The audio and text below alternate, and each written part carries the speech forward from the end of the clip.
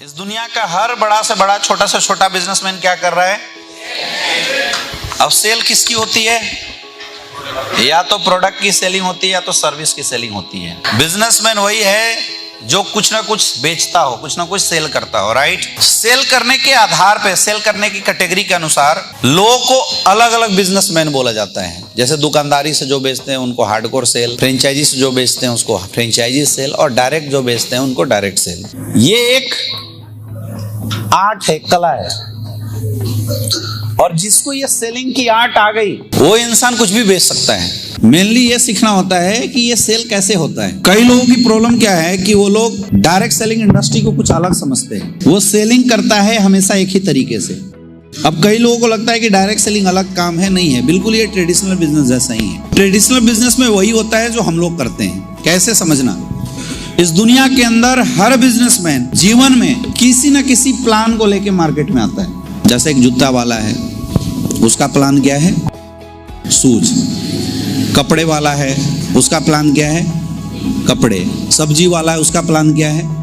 सब्जी। समझ में आ रहा है? तो दुनिया का हर बिजनेसमैन जीवन में कोई ना कोई एक प्लान लेके मार्केट में आता है। क्या प्लान लेके आ जाने से सेल हो जाएगा? नहीं होता। केवल प्लान लेके आने से नहीं होता। अगर सब्जी वाला 10 किलो सब्जी खरीद के आ जाए, बोरी में रख के बैठ जाए उसके ऊपर चढ़ के, क्या सब्जी बिक जाएगी? कपड़े वाला 50 पेटी कपड़ा लेके आ जाए और पेटी अंदर दुकान के अंदर डाल के शटर गिरा के बैठ जाए, बिक जाएगा? ये इसका मतलब कि केवल प्लान ज्वाइन कर लेने से कभी भी सेल नहीं होता और कभी प्रॉफिट। तो डायरेक्ट सेलिंग इंडस्ट्री में भी हमारा भी तो प्लान है।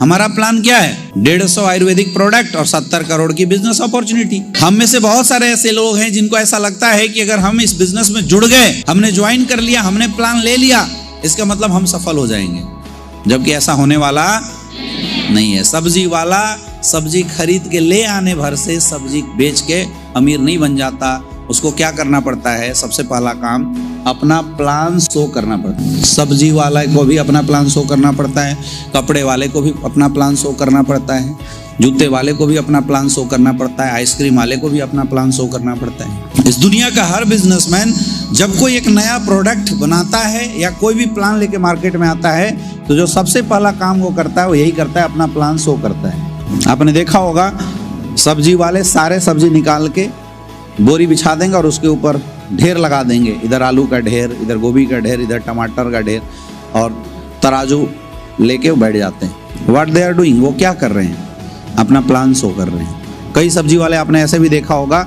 जो एक ठेले के ऊपर सब्जी ले लेते हैं और जोर जोर से चिल्लाते हुए गुजरते हैं। आलू ले लो, गोभी ले लो, कांदा ले लो, मूली ले लो, 10 का 4, 10 का 2 किलो, 10 का 4 किलो। देखा है नहीं देखा है?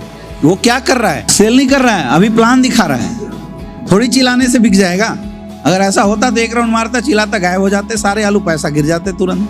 वो क्या कर रहे हैं? अपना प्लान शो कर रहे हैं। कपड़े वाले भी सारे कपड़े निकालते हैं, अपने दुकानों में सजाते हैं, 2-4 कपड़े ताबूत में लगा के बाहर लगाते हैं, सो दैट कोई कस्टमर गुजरे वो कपड़ा देखे तो अंदर आए। क्या कर रहे हैं वो? बड़े बड़े बिजनेसमैन जब भी कोई नया प्रोडक्ट लॉन्च करते हैं, कोई नई गाड़ी आती है, उसकी एडवर्टाइजमेंट चलवाते हैं। सलमान खान से, शाहरुख खान से, अमिताभ बच्चन से, बड़े बड़े सेलिब्रिटी से। वो सेलिब्रिटी क्या करते हैं? उनका प्लान शो करते हैं। आपने देखा होगा आजकल अजीब अजीब से एडवर्टाइजमेंट आते हैं। एक बंदा सा वो कहीं जाता था ऑफिस में, कोई उसके तरफ ध्यान भी नहीं देता था। अगली बार वो एक डीओ निकालता है, 2 बार, इसके बाद ऑफिस जाता है, सब लड़कियां उसके पीछे पागल हो जाती। ये क्या हुआ? वो क्या दिखाना चाहता है? वो डीओ का प्लान दिखा रहा है कि भैया अगर डीओ लगाओगे तुम्हारे साथ भी ऐसा ही कुछ होने वाला है। एक बच्चा होता है, वो फुटबॉल खेलने जाता है, एक बॉल मारता है, वो गिर जाता है धम से, वो रोते रहते पहुंचता है, मम्मी मम्मी गिर गया। एक बगल से आंटी आती है, अगर चाहते हैं बच्चे की तंदुरुस्ती तो इसको पिलाएं हॉर्लिक्स। क्या है वो? क्या दिखा रहे हैं? वो हॉर्लिक्स का प्लान दिखा रहे हैं कि अगर आप हॉर्लिक्स अपने बच्चे को पिलाते हैं तो आपके बच्चे भी ऐसे तंदुरुस्त हो जाएंगे। अभी वो बेच नहीं रहे हैं। तो बिजनेस में सेलिंग का पहला प्रोसेस यही है, शो द प्लान, प्लान दिखाना। हर बिजनेसमैन कर रहे हैं। अब फर्क सिर्फ इतना है कि बड़े बड़े बिजनेसमैन के पास इतने पैसे हैं कि वो प्लान सलमान खान, शाहरुख खान, ऐश्वर्या राय से करवा लेते हैं। आपके पास इतने पैसे नहीं है। अगर होते तो आप भी करवा सकते थे। आपका संडे का सेमिनार होता है, अगर आप लोग करोड़ों के मालिक होते तो आप फोन कर देते, भैया इस संडे का सेमिनार अमिताभ बच्चन दिखाएगा। प्रोडक्ट प्लान जी ऐश्वर्या राय करेंगी, बिजनेस प्लान शाहरुख खान करेगा। पैसे होते तो नहीं करवा सकते थे क्या? यस, आप करवा सकते थे, लेकिन हमारे पास इतने पैसे नहीं है, तो प्लान यहाँ पे किसको दिखाना पड़ता है? सेल्फ, हमें खुद दिखाना पड़ता है।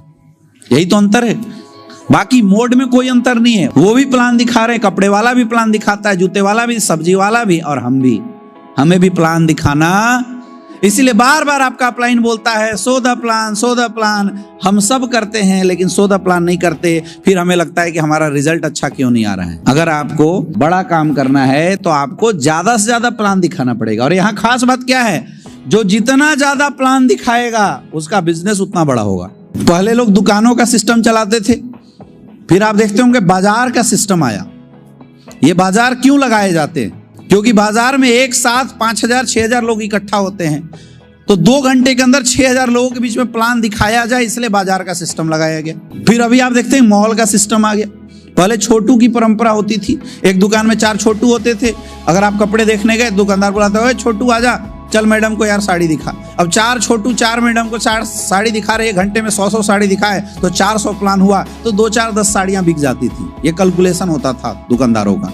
तो जिस दुकान में जितना ज्यादा छोटू होते थे, उस दुकानदार की उतना ज्यादा बिजनेस होता था, उतना अच्छा सेलिंग होता था। इस छोटू को कॉन्सेप्ट को हटाने के लिए नया कॉन्सेप्ट मार्केट में लाया गया, मॉल सिस्टम। मॉलों में आप देखिए सारे कपड़े लटका दिए जाते हैं हैंगर में डाल डाल के, एक टैग लगा दिया जाता है 150 200। वो क्या है? ऑटोमेटिक प्लान सिस्टम है। वो क्या है? Automatic plan.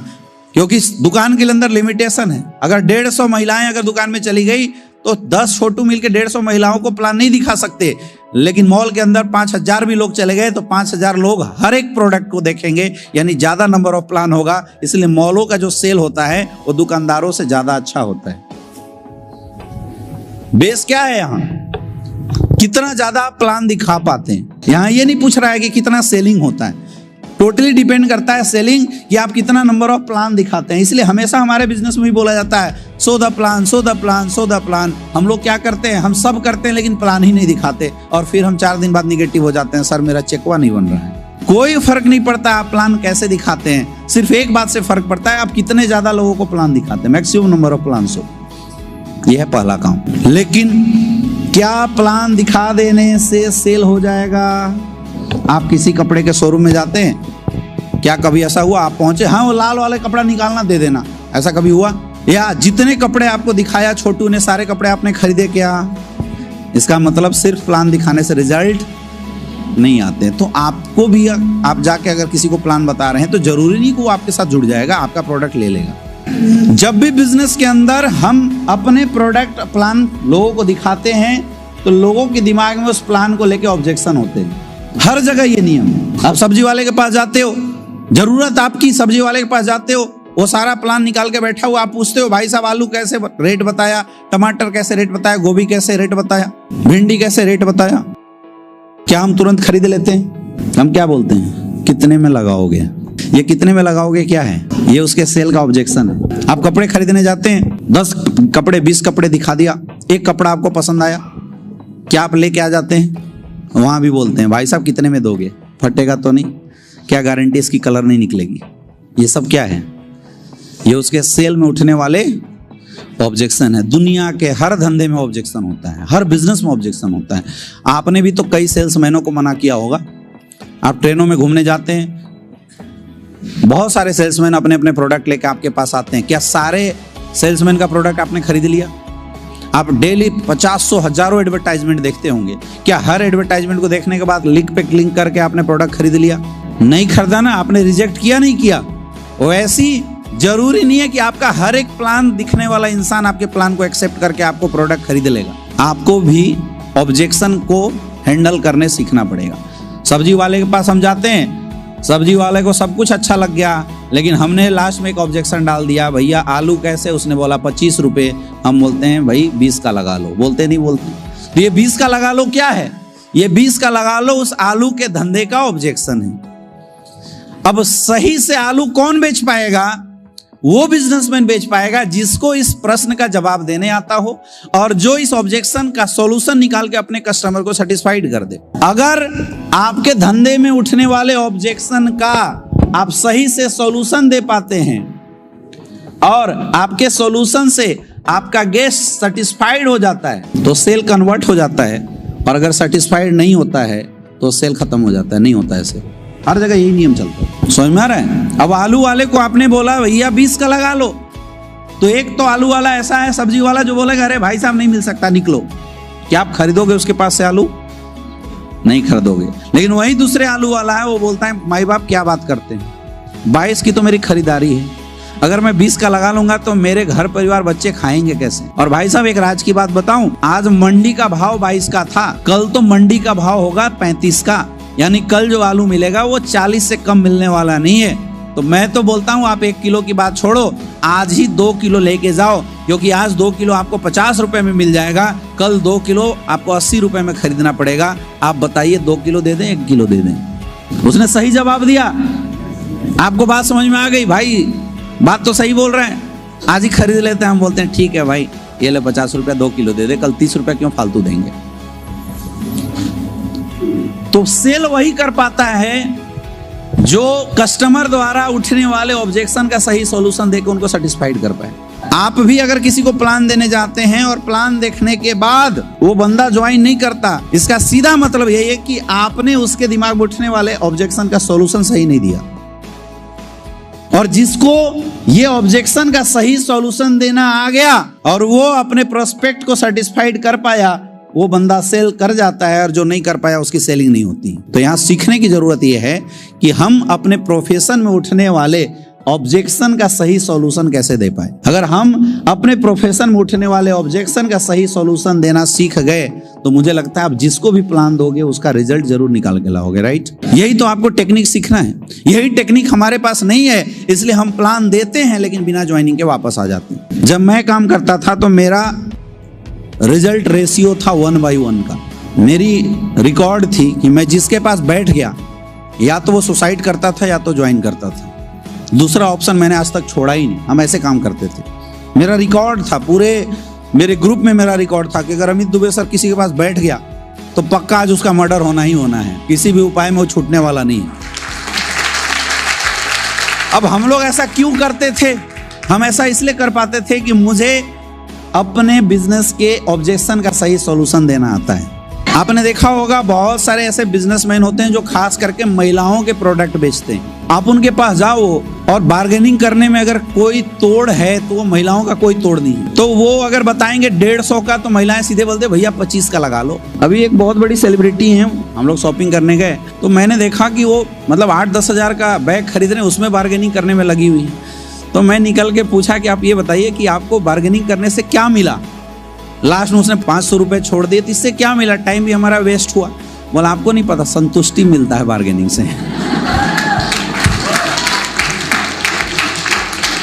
और ये बात कौन कर रहा था? जो लेडीज मुझे लगता है महीने का 40-50 लाख रुपए तो कमाती होगी, वो मेरे से बोली कि आपको नहीं पता ये 500 रुपए जो मैं छुड़वाई हूं ना, इससे मुझे संतुष्टि मिलता है, और जब तक संतुष्टि ना मिले तो प्रोडक्ट खरीदने का फायदा क्या है? तो नॉर्मल महिलाओं की बात नहीं है। जितनी भी महिलाएं वो जब तक बार्गेनिंग ना करे तो फिर वो बोलती हैं कि हमें ना फिर फील नहीं होता कि हमने कोई शॉपिंग किया है।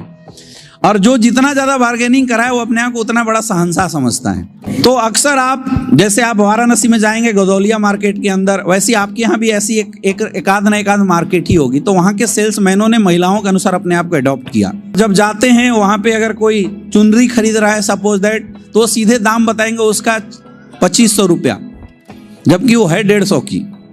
तो बताएंगे कितना? 2500। उसको पता है ये कितना भी कम करवाएगी तो 500 में तो आ ही जाएगी। 500 में तब भी मेरा 400 रुपए का मुनाफा है, तुरंत फटाफट बेच देंगे। तो वो बिजनेसमैन कभी भी आप नहीं देखेंगे कि झल्लाएंगे, वो बार्गेनिंग शुरू करेंगे। कितने का है? 2500 का है मैडम, आपके लिए सस्ता है। बोला मेरे लिए भैया लगा लो, ठीक है आप मेरी बहन जैसी हैं, आपके लिए 2000 में ले जाइए। आप देखा है कभी बात करते हुए? वो क्या करते हैं, वो उनके धंधे का चैलेंजिंग है, वो ऑब्जेक्शन है, वो इस तरह से अडॉप्ट कर चुके हैं कि वो सॉल्यूशन देके सेटिस्फाइड करके आराम से अपना प्रोडक्ट बेच ही देते हैं। और सबसे कमाल की बात समझो, दुनिया के हर बिजनेस का ऑब्जेक्शन अलग अलग होता है, एक जैसा नहीं होता। हमारे धंधे में ऑब्जेक्शन क्या लोग करते हैं? सर क्या गारंटी है प्रोडक्ट काम करेगा? बोलते नहीं बोलते? क्या सब्जी वाले को कोई बोलेगा हाँ जी क्या गारंटी है तुम्हारी आलू काम करेगी? कभी आता है क्या? जीवन में कभी नहीं आ सकता, क्योंकि ये ऑब्जेक्शन हमारे धंधे का है, आलू वालों का नहीं।